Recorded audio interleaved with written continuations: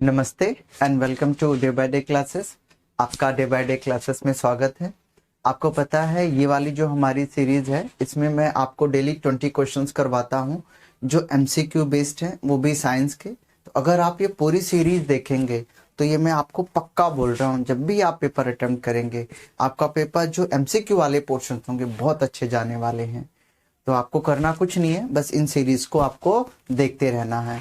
इसके दोनों चीज आपको मिल जाएंगे, इसके शॉर्ट्स वीडियोस भी मिलेंगे और इसकी ये पूरी एक वीडियो भी मिल जाएगी।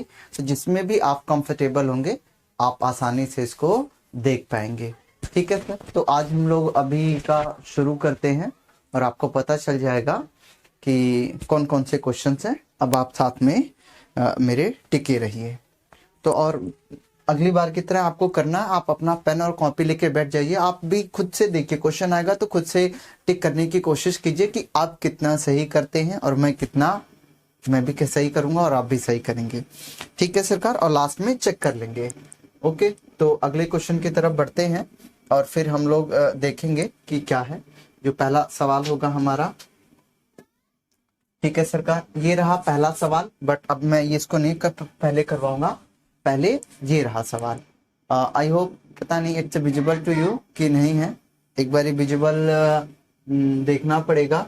इसमें लिखा हुआ है, इन्होंने जो लिखा हुआ है, ही इज सेइंग कि the number of pair of sex chromosomes in the zygote of a human. तो उसने ये कहा हुआ है कि number of pair of sex chromosomes in a zygote of a human. जब भी बेबी बनता है, आपको पता है सर, जब भी स्पर्म और एग मिलता है तब उसका फर्टिलाइजेशन होता है। फर्टिलाइजेशन के बाद जैसे ही फॉर्मेशन शुरू होती है बेबी की, उस स्टेज को हम बोलते हैं जाइगोट। तो कहता है उस जाइगोट के अंदर कितने नंबर ऑफ पेयर, उसने देखिए पेयर पूछा है कि कितने पेयर सेक्स क्रोमोसोम्स होते हैं। ठीक है सरकार, तो पेयर ऑफ सेक्स क्रोमोसोम्स कितने होते हैं, ध्यान से देखिए। एक इंसान के अंदर टोटल 23 पेयर होते हैं, चाहे वो मेल हो या फिर वो फीमेल हो। 23 जोड़े होते हैं, याद रखिए 23 जोड़े होते हैं। अगर आपने पिछली वीडियो देखी होगी तो भी उसमें मैंने यही बताया था, 23 पेयर ऑफ क्रोमोसोम्स होते हैं जिसमें कि 22 मेल में 22 फीमेल में सेम होते हैं। 22 मेल में 22 फीमेल में सेम होते हैं। सिर्फ एक जोड़ा, सिर्फ वन पेयर, सिर्फ एक पेयर जो क्रोमोसोम्स होते हैं ना, वो डिफरेंट होते हैं। क्यों डिफरेंट होते हैं, आप ऐसे समझो, एक लड़का और एक लड़के में सारी चीजें सेम हैं सिवाय एक चीज को छोड़ के। वो आपको पता ही है, रिप्रोडक्टिव पार्ट्स। जो मेल का रिप्रोडक्टिव पार्ट्स अलग है, फीमेल का रिप्रोडक्टिव पार्ट अलग है। ऐसा क्यों हो गया सर, क्योंकि 22 क्रोमोसोम्स के जो जोड़े थे ना वो सेम थे, इसीलिए मेल और फीमेल सेम बने। लेकिन सिर्फ एक पेयर अलग हो गया, एक पेयर अलग हो गया। सिर्फ एक पेयर डिफरेंट होने के नाते मेल में अलग रिप्रोडक्टिव ऑर्गन बन गए और फीमेल में अलग बन गए। तो क्या होगा, कितने अब क्वेश्चन में इसने यही पूछा है, the number of pair of sex chromosomes in a zygote of a human is, तो कितने होते हैं, number of pair of sex chromosomes कितने होते हैं। तो अभी मैंने आपको कहा जो सेक्स पेयर ऑफ क्रोमोसोम्स होते हैं वो एक होता है, तो B will be the correct option. उसने सेक्स क्रोमोसोम्स के पेयर पूछे हैं, ये जो 22 है ये तो रिमेनिंग है। सेक्स के क्रोमोसोम्स जो होते हैं वो एक ही जोड़ा होता है। ठीक है, इसीलिए मेल का रिप्रोडक्टिव पार्ट अलग है और फीमेल का अलग है। ठीक है सरकार, आई होप समझ गए। 23 टोटल पेयर होते हैं, 23 टोटल पेयर होते हैं, 22 मेल फीमेल में सेम होते हैं, एक ही पेयर अलग होता है, इसी वजह से मेल मेल बन जाता है, फीमेल फीमेल बन जाती है। ठीक है सर, याद रख, पेपर में आएगा तेरे। अगला सवाल ये रहा आपके लिए, अभी आप अगर देखेंगे तो समझ पाएंगे। अगला सवाल है ये, देखिए कहता है the xylem in a plants are responsible for. Xylem क्या होते हैं, आपको पता है जाइलम किस चीज के लिए रिस्पॉन्सिबल है, जाइलम सिर्फ एक के लिए। अगर आपको याद नहीं होता तो मैं आपको याद करवा देता हूं, देख ले सर। जाइलम, जाइलम की प्रोनाउंसिएशन में आ रहा है जल, जाइलम की प्रोनाउंसिएशन में आ रहा है जल, तो किसके लिए रिस्पॉन्सिबल? जल के लिए, बात खत्म ना। जाइलम किसके लिए रिस्पॉन्सिबल होगा? जल। जल बोले तो ट्रांसपोर्ट ऑफ वाटर, तो जाइलम किसके लिए रिस्पॉन्सिबल है? ट्रांसपोर्ट ऑफ वाटर के लिए है। फ्लोएम किसके लिए होता है? फूड के लिए होता है। तो जाइलम जल के लिए रिस्पॉन्सिबल है, ये आप याद रखेंगे। अगला सवाल ये रहा आपके लिए। देखिए सरकार, ये आपको पता होगा ना, ये इलेक्ट्रिक फील्ड का है। एक बारी किसी का फोन आ रहा है, मैं देखना पड़ेगा। ठीक है, अभी छोड़ते हैं, अभी बाद में उसको देखते हैं। एक बार इधर देखिए जरा, उसने क्या कहा हुआ है? उसने कहा है an electron enters in a magnetic field at right angle to it as shown in a figure, the direction of a force acting on a electron will be। आपको पता है, अगर आपने पढ़ा होगा, this is called flamingo left hand rule. Flamingo left hand rule क्या होता है? एक चीज याद रखिए, आपको ये तीनों पेयर दिख रहा है, आप अपने बाएं हाथ को पकड़िए, जिससे खाना नहीं खाते हैं, बाएं हाथ को पकड़िए और उन तीनों उंगलियों को आप ऐसे कीजिए, एक ऐसे और ये ऐसे और ये ऐसे, तीनों की तीनों आपको ऐसे होनी चाहिए। ठीक है सर, तीनों म्यूचुअली परपेंडिकुलर होनी चाहिए। तो अभी आपको करना क्या है, एक तरीका याद रखना है। सबसे पहले घर में कौन आता है? पापा। पापा बोले तो फादर, तो इस थंब को बोलेंगे फादर। पापा आएंगी, पापा तभी बनेंगे जब मम्मी आई होगी ना, तो कौन आ जाएगा? मदर। मिडल फिंगर को मदर, फादर मदर। जब पापा मम्मी मिलते हैं क्या होता है बाबूजी? आप ही आए होगे ना, तभी तो वीडियो देख रहे हो। चाइल्ड, चिल्ड्रन हो जाता है तब। ठीक है, तो आपको याद रखना है फादर मदर और चाइल्ड। इधर देख लो आप, फादर मदर और child. Thumb father, pointing finger mother और ये चाइल्ड। क्यों बताया मैंने? इसके लिए आपको एक ध्यान में रखना है। फादर बोले तो force, F for father, F for force. ये मदर है, M for mother, M for magnetic field, C for child, C for current. ठीक है, बस आपको ये ध्यान में रखना, फादर मदर और चाइल्ड, तीनों उंगलियां याद है, बस इस पे प्लेस कीजिए, आपका डायरेक्शन निकल के आ जाएगी। इस क्वेश्चन में कहता है फोर्स किस पे लगेगी? फोर्स किस पे लगेगी? देख ले, फोर्स किस पे लगेगी, तो अब उंगलियों को अरेंज कर अकॉर्डिंग टू दिस रूल। देख, एक चीज और याद रख ले उससे पहले, जो मैं बता देता हूं, तभी ये समझ पाओगे। क्या होता है रूल, आपको याद रखना है, जिस डायरेक्शन में करंट फ्लो होता है, बोलते ना फ्लो ऑफ इलेक्ट्रॉन, क्या कहा मैंने? फ्लो ऑफ इलेक्ट्रॉन को हम क्या बोलेंगे? करंट बोलेंगे। अगर कहीं पे इलेक्ट्रॉन फ्लो हो रहा होगा ना, इसका मतलब वो करंट है। लेकिन एक बात आपको समझनी है सर, जिस डायरेक्शन में इलेक्ट्रॉन फ्लो हो रहा होता है उसके अपोजिट डायरेक्शन में करंट, मान लीजिए इलेक्ट्रॉन इधर को फ्लो हो रहा है ना, तो करंट इधर को फ्लो हो रहा होगा।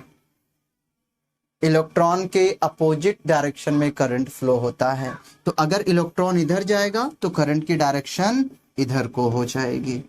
ठीक है सर, तो देखिए उसने जानबूझ के, बहुत इंटेलिजेंट है एग्जामिनर, उसने क्या दे रखा है? इलेक्ट्रॉन दिया हुआ है, कहता है इलेक्ट्रॉन ऊपर से नीचे की तरफ फ्लो हो रहा है।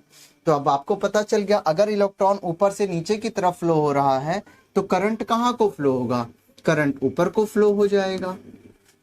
बस आप अपनी तीनों उंगलियों को इसी के अकॉर्डिंग रखना है आपको। देखो ये रहा मैग्नेटिक फील्ड, तो मैग्नेटिक फील्ड ये वाली लाइन होती है, तो इसको देखो मैग्नेटिक फील्ड लिख दिया।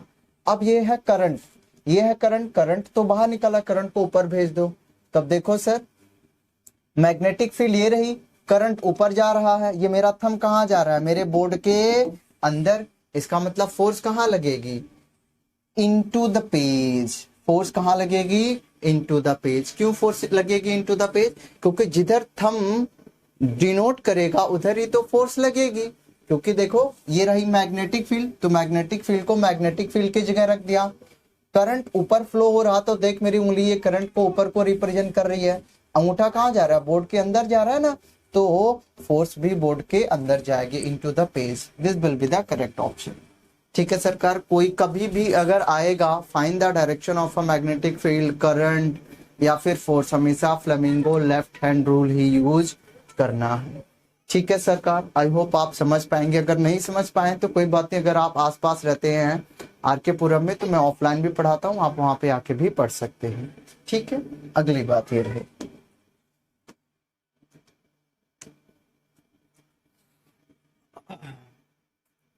कहता है generally metals are solid in nature. आपको पता है जितने भी मेटल्स होते हैं ना वो सॉलिड होते हैं नेचर में, ठीक है। कहता है which of the following metal is found in a liquid state. Metal होते हैं सॉलिड में, बट वो मेटल होते हुए भी कौन सा ऐसा मेटल है जो लिक्विड है? एक ही है सरकार, एट रूम टेम्परेचर।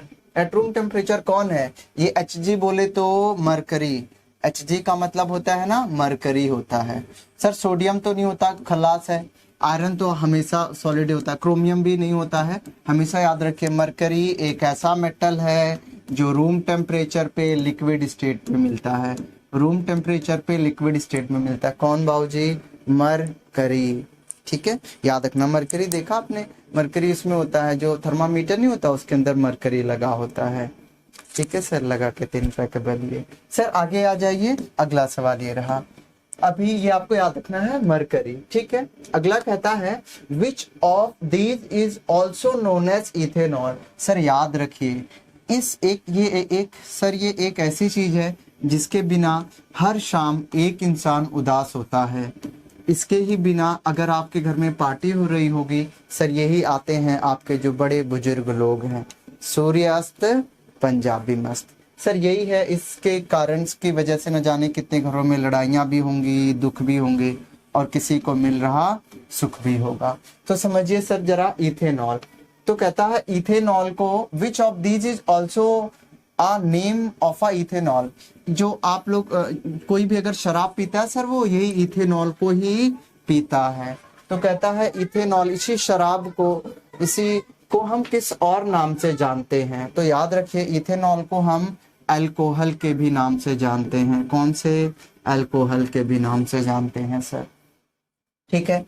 तो एसीटोन भी नहीं हो सकता, एसिल्डिहाइड भी नहीं हो सकता और फॉर्मिक एसिड भी नहीं हो सकता। इथाइल अल्कोहल ही करेक्ट होगा। याद रखिए चाहे मैं अल्कोहल बोल दूं चाहे मैं इथेनॉल बोल दूं, इथेनॉल का फॉर्मूला लिख देता हूं सर, CH3CH2OH। सर यही इथेनॉल है जो हर कोई पीने के लिए पागल हुआ रहता है। मिल जाए तो पी ले, ना मिले कोशिश करता है मिल जाए, ठीक है सर। अगला सवाल ये रहा। इथेनॉल याद रखिए कहता है the H+ ion concentration of a solution is this. The solution is, कल ही बताया था सर, आपको पता है ना pH की क्या होती है। ये रहा एक स्केल होती है, इसे बोलते हैं pH होता है। यहाँ पे बाबूजी बीच में 7 होता है न्यूट्रल, यहाँ 0 होता है, यहाँ 14 होता है। जब आप यहाँ से इधर को जाएंगे बेसिक कैरेक्टर बढ़ता है, और अगर आप इधर से इधर जाएंगे तो एसिडिक कैरेक्टर बढ़ जाता है बाबूजी। बस आप समझ लीजिए। कहता H+ आयन, याद रख ले एसिड में H+ आयन होते हैं और बेस में OH- आयन्स होते हैं। OH-, यहीं पे दिख गया H+ आयन। H+ आयन अगर है तो उसे क्या होना पड़ेगा? एसिडिक ही होना पड़ेगा। तो आप एसिड ही बोल देंगे क्योंकि H+ आयन में एसिड ही होता है, ठीक है। अगला सवाल ये रहा आपके लिए 50 पैसे का, ठीक है। देखिए कहता है two of the following 4 figures that illustrate budding. Budding का मतलब क्या था? बडिंग ना सर हाइड्रा में होती है। बडिंग क्या होता है? हाइड्रा एक प्लांट होता है, उसमें से पहले एक छोटा सा उसकी बड निकलता है, थोड़ी सी उसकी कली निकलती है, फिर वही कली बड़ी होती रहती, बड़ी होती रहती, बड़ी होती रहती है। होता क्या है फिर वही जो बड होता है वही कली होती है, हाइड्रा के जैसे हो जाती है, फिर हाइड्रा को छोड़ के चली जाती है। उसी को ही हम बोलते हैं बड।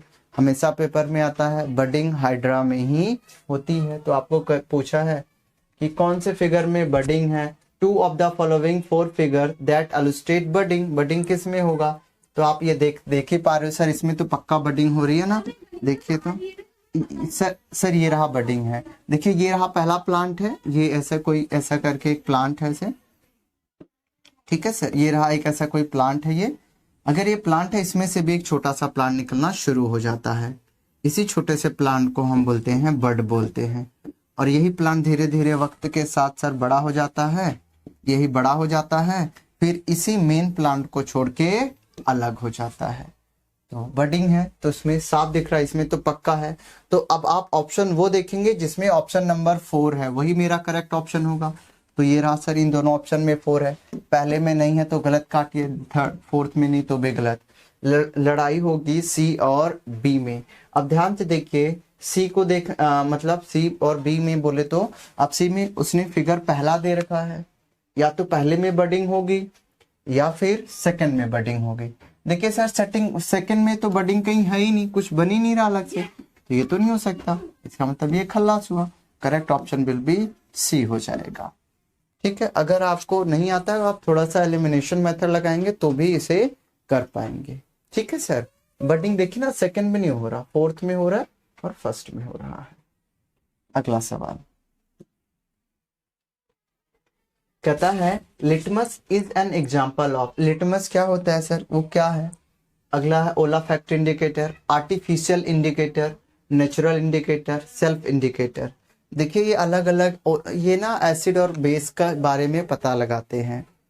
जितने भी ये इंडिकेटर्स होते हैं वो हमें ये बताते हैं कि कौन सा चीज एसिड है और कौन सा चीज बेस है। ठीक है सरकार, अब देखिए उसने ये बोला हुआ है कि कौन सा क्या है। तो लिटमस पेपर, आपको पता लिटमस पेपर बनता, ये नेचुरल होता है सर लिटमस पेपर, और हमें एसिड और बेस के बारे में बताता है। जो काई होती है ना, काई से ही ये बनता है। तो आपको पता होगा ये आर्टिफिशियल इंडिकेटर नहीं है। ठीक है सर, ये हमने बनाया नहीं है, नेचुरल होता है। ओला फैक्टर इंडिकेटर भी नहीं है, ये भी नहीं है सर, और सेल्फ इंडिकेटर भी नहीं, खुद ही नहीं बताता, हमें चेक करना पड़ता है। Natural indicator, litmus paper natural indicator है सर, नेचुरल। ठीक है, आर्टिफिशियल मतलब जो आपने बनाया हो, सेल्फ मतलब जो खुद से ही पता बता दे, नहीं बता सकता ना, नेचुरल इंडिकेटर है। ओला फैक्टर जरूर पढ़ के जाना, मेटल और नॉन मेटल वाले में है, आपके लिए छोड़ रहा हूं, नहीं होगा कमेंट कर देना, बता दूंगा ना। ठीक है सर, अगला सवाल।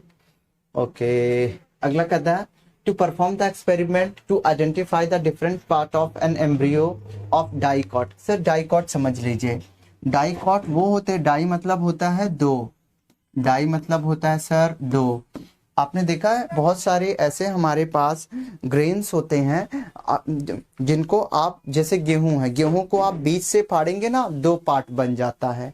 चना है ना, चने के दो पार्ट बन जाते हैं। दाल जो होती है ना, उसमें दो पार्ट बन जाते हैं, उसे हम बोलते हैं डाइकॉट, मतलब जिसके दो पार्ट हों, दो से मिलकर बनता है डाइकॉट।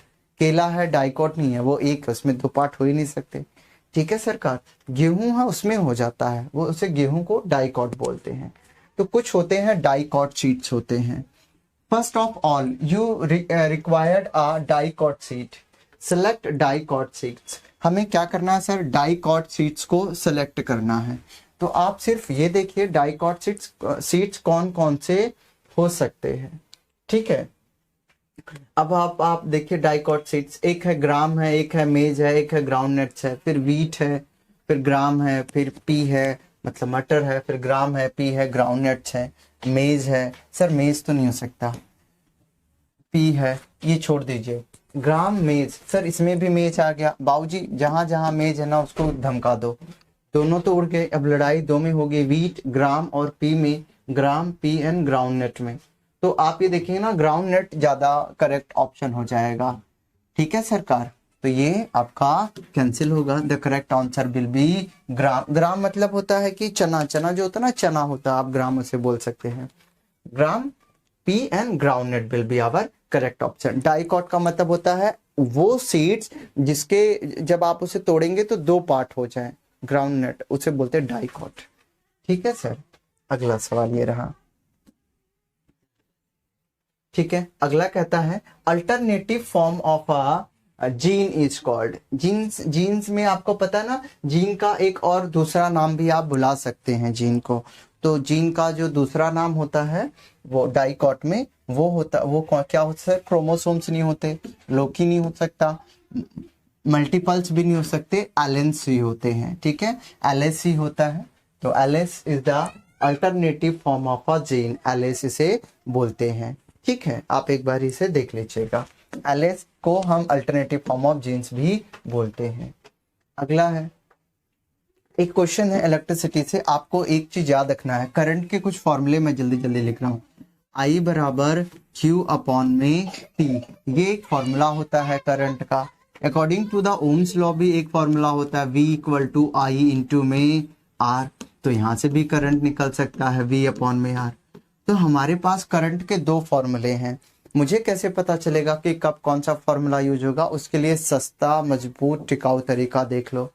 सबसे पहले देखो गिवन क्या है क्वेश्चन में, उसे लिखो। क्वेश्चन में गिवन देखो, मैंने लिखना शुरू किया। कहता है if the amount of electric charge passing through a conductor in 10 minutes, मतलब टाइम दे दिया। बाबूजी टाइम लिख दो, कितना मिनट है? 10 मिनट है। ठीक है, मैंने टाइम लिख दिया है। फिर कहता है इज 300 कूलम, जो कूलम होता है ना वो चार्ज की यूनिट है, तो इसका मतलब ये क्यू दे रखा है, क्यू 300 कूलम दे रखा है। बस करंट पूछा है तो करंट की उसने बात करी हुई है, तो अब देख लो ना, क्यू दे दिया, टी दे दिया, करंट पूछा तो यही वाला फॉर्मूला यूज होगा। बट एक चीज का याद रखिए आप, कभी भी जो टाइम है ना, टाइम की यूनिट हमेशा सेकंड में यूज होती है। टाइम की यूनिट किस में यूज होती है सर? टाइम की यूनिट किस में यूज करनी होती है? सेकंड में हम यूज करते हैं। तो पहले आप टाइम को सेकंड में कन्वर्ट कीजिए, तो 10 मिनट को सेकंड में कन्वर्ट करने से 60 से मल्टीप्लाई कर दो तो 600 सेकंड आ जाएगा। देखिए टाइम की यूनिट ना सेकंड में ही लेते हैं, तो टाइम को आपको सेकंड में बदलना ही पड़ेगा, तभी आप इस फॉर्मूले को यूज कीजिए। तो बस अब आई की जगह आई रहने दीजिए। चार्ज कितना है? 300 कूलम डाल दीजिए। टाइम कितना है? 600 सेकंड डाल दीजिए। बस अब करंट की वैल्यू यहाँ से क्या निकल के आएगी देख लेना दीवाने। 00 3 1 3 3 3 6, तो 1/2। और आपको पता है ना 1/2 क्या होता है?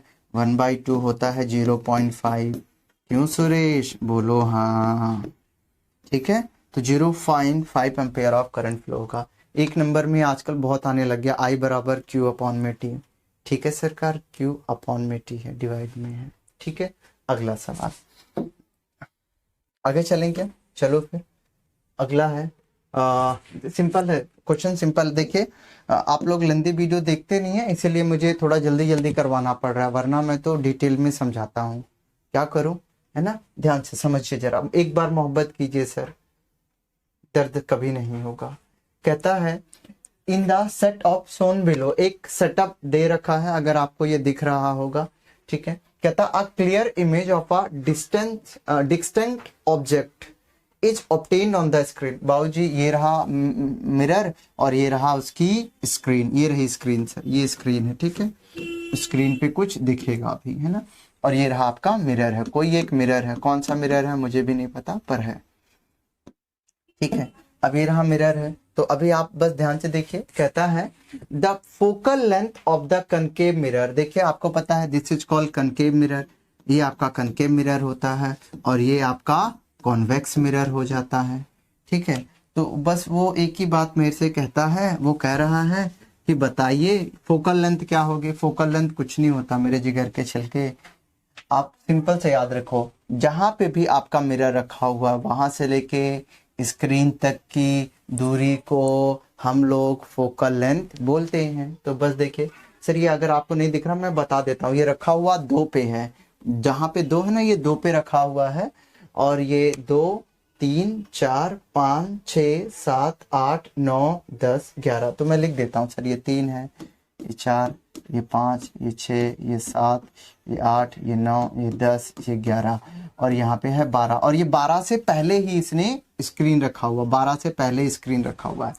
तो अब गिनती कर लीजिए सर, अब गिनती कर लीजिए कि कितने कितने का गैप है। तो देखो जरा, ये रहा 1 1 2 3 4 5 6 7 8 9, इसका मतलब 9 तो हो गया, 9 पॉइंट भी आगे चल के है, तो 9 पॉइंट भी आगे चल के है, तो इसका मतलब 11 पॉइंट तो नहीं हो सकता, या तो ये होगा या तो ये होगा या तो ये होगा। तो अगर मैं यहाँ से, आपको तो दिख नहीं रहा होगा ना, मैं आपको अगर ध्यान से दिखाऊंगा ना तो आपको पता चल पाएगा, पता ये चलेगा कि ये जो 9 पॉइंट कितना है सरकार, यहाँ पे ना 9.8 पे आके इसने चिपकाया हुआ है, तो 9.8 will be the correct option. तो जब भी आपको पेपर मिलेगा कुछ करना नहीं है, जहां पे इमेज और जहां पे मिरर रखा हुआ उन दोनों के बीच की दूरी को जस्ट काउंट करना है, वही फोकल लेंथ है, वही फोकल लेंथ है। तो आप देख लीजिए 9.8 मैंने काउंट कर लिया, वही फोकल लेंथ है। समझ में आया? जहां पे मिरर रखा हुआ, जहां पे स्क्रीन रखी, उन दोनों के बीच की स्केल से दूरी नाप लो, फोकल लेंथ वही है। ठीक है सरकार, अगला सवाल ये रहा आपके लिए। कहता है sodium metal is stored in, जो सोडियम होता है ना बहुत रिएक्टिव होता है, वरना वो आग पकड़ लेता है। उसे किस में रखेंगे? अल्कोहल में। सर अल्कोहल में नहीं रखेंगे, लोग पी जाएंगे। शराब चीजें ऐसी अच्छे अच्छे उतर जाते हैं बाटली में, तो अल्कोहल में नहीं सरकार। पानी में सर, पानी में तो रखेंगे ही नहीं, है ना, रिएक्ट करे। ईथर, ईथर में भी नहीं रखेंगे। किस में रखेंगे? केरोसिन ऑयल, मिट्टी का तेल। किसका? मिट्टी का तेल। कभी किसी को गुस्सा आता है, लोग अपने ऊपर क्या डाल लेते हैं? मिट्टी का तेल, केरोसिन ऑयल। सोचते हैं चटक जाएंगे, पर सर ऐसा होता कहाँ, ऐसा होता है सर, है ना। ओके सरकार, अगला सवाल ये रहा आपके लिए, है ना, मोहब्बत है। देखिए कहता है air tight experiment setup which was used by you in a laboratory to study the respiration in germinating seeds. Sir कोई भी एक एयर टाइट, ऐसा बोला हुआ, एक एयर टाइट कंटेनर लिख दीजिए और इसमें कोई एक ऐसा बीकर टाइप रख दीजिए, और ये एयर टाइट है, बंद है बिल्कुल, और इसमें कुछ सीड्स डाल दीजिए, बीज डाल दीजिए उगने के लिए, ठीक है। The seeds obtain oxygen for respiration from. कहता है कि अब ये एयर टाइट है, ना इसमें से हवा आएगी ना इसमें से हवा जाएगी, तो ये जो सीड्स है ये कहाँ से ऑक्सीजन लेगा खुद को ग्रो करने के लिए?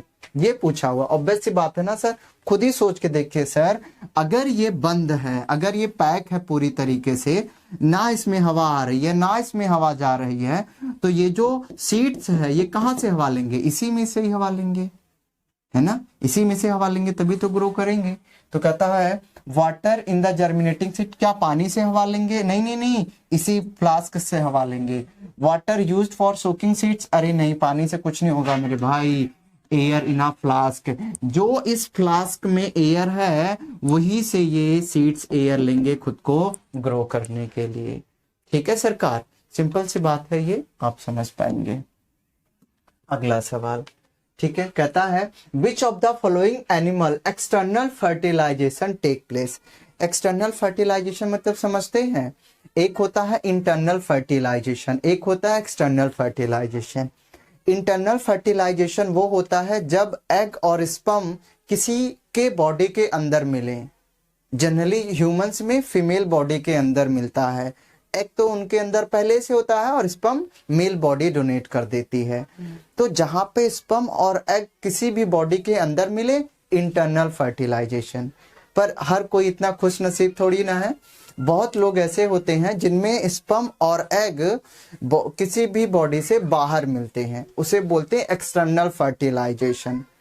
जैसे कि इसमें बोला, बताइए किसमें किसमें इंटरनल है और किसमें किसमें एक्सटर्नल है। तो आप खुद ही देख लीजिए, एक एक करके पता लगाते हैं सरकार। सबसे पहला है डोंकी एंड फिश में। सर गधे में ना इंटरनल फर्टिलाइजेशन होता है, एक्सटर्नल थोड़ी ना है कि कहीं एग हो गया है और फिर वहां पे जाके कोई स्पर्म गधा दे रहा है। सर ऐसा नहीं होता, गलत बात। आप मुस्कुरा रही हैं, मुस्कुराने की वजह तो हो। सर गधे में इंटरनल होता है। अगला है हैन और डॉग। आपको तो पता है सर, डॉग्स में भी इंटरनल फर्टिलाइजेशन होता है ना, बाहर थोड़ी ना एग और स्पर्म मिले। नहीं नहीं नहीं, गलत बात सर। डॉग्स में भी इंटरनल, और मुर्गे को तो आपने देखा ही होगा, उसमें भी इंटरनल ही होता है।